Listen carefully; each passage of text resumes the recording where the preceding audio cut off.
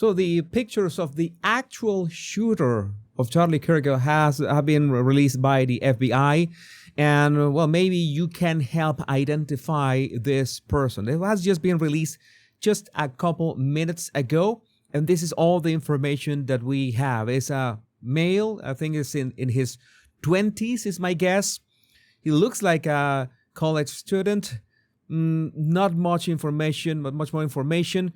The way that they're trying to identify is, I guess, that they release the pictures so anyone could look at them and help find him. I guess that they were withholding the release of these pictures from the public to make sure that they look for all the clues with the cameras. It seems that he went from the rooftop directly onto the street and went running, and he was captured by cameras on houses. I guess that they were trying to say make some kind of tracking with all those cameras on the street, and maybe they lost track of the guy. And since if they lose track of the guy, the other resource they have is just releasing the pictures so people can try to find him. I'm pretty sure that it would be only minutes, less than 1 hour, until they find the social media of this guy. Somebody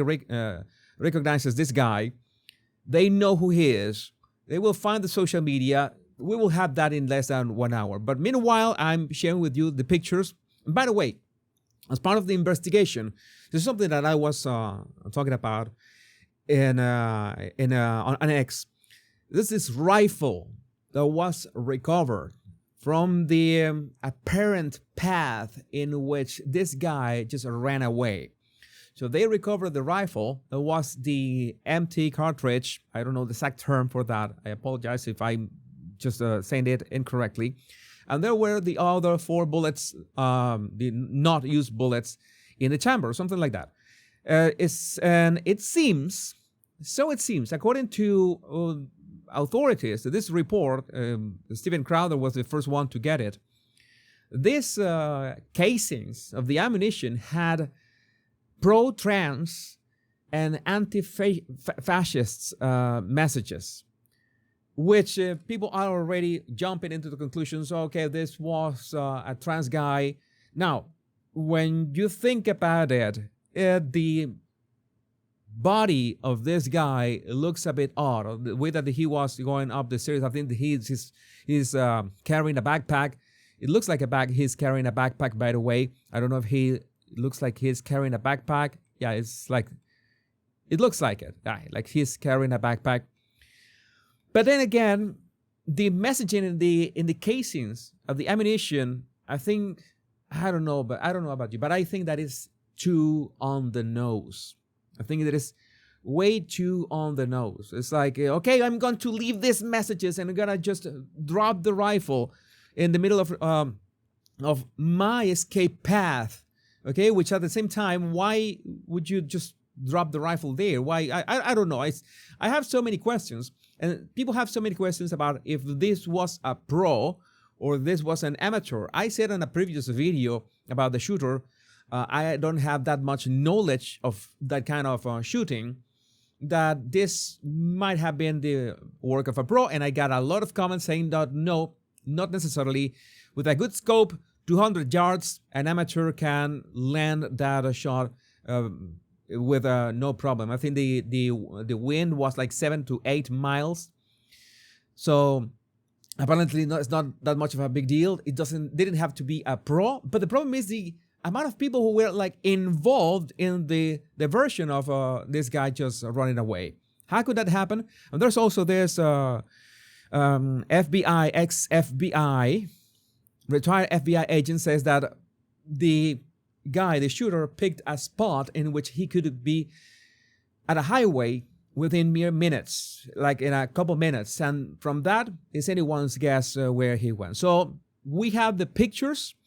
If you recognize this man, please contact FBI Utah, contact the authorities. That would be the right thing to do. I'm sure, just 1 hour, because these are quite good pictures when you can see skull structure, facial features, even if he was wearing a hat and sunglasses.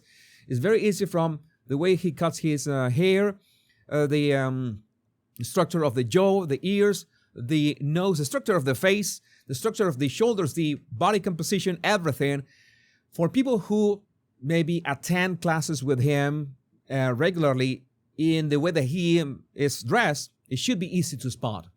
So I think this is the right approach. Again, I have my doubts about that theory that the guy had in a very convenient way these casings with engravings about pro-trans agenda or anti-fascist agenda. It sounds too much like a red herring. Sounds like trying to throw the scent of the investigators or something like that. We're trying to confuse the investigator. I don't know. That is my hunch. That is only my opinion. And again, there's so many wild theories about this. I just made a video. Maybe you already watched it. Maybe you did not watch it and you were angry because of the title. The title was 100% on point clickbait, just to bait you into watching the video to make a common sense statement about the whole theory that, it was Israel who killed Charlie Kirk. So I just made sure that you could watch the video. You were triggered in one way or another because, there are many crazy theories out there. We don't have anything concrete yet. And sometimes you have to make a statement. Maybe you have to cheat to make a statement. And I did exactly that with that title. So no, it's just I think that people are overreacting with the Israel thing. And in this case, what this tells me is that for the moment, the FBI has run out of options. So they decided, let's show this to the public. Let's see if the public can identify this guy. Let's zoom in so you can take a better look. Should be really easy to spot this guy if you used to go to classes with him.